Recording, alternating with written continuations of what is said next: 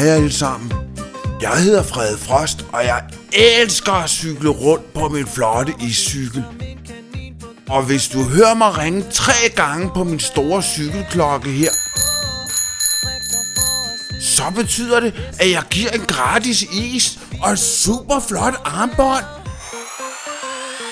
Når jeg sådan cykler rundt på min flotte iscykel, så er der altid 3 husketing, som jeg husker på. Husketing nummer 1 er, at jeg altid husker min blå cykelhjelm. Husketing nummer 2 er, at jeg altid husker at kigge mig godt for, før jeg cykler over vejen. Først kigger jeg til venstre, så kigger jeg til højre, og så kigger jeg til venstre igen. Og husketing nummer 3 er, at jeg altid husker at tale pænt til de andre i trafikken. Så nu sker det! Så er der is til alle børn.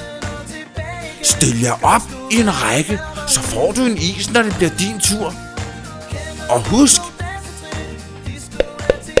brug hjelmen.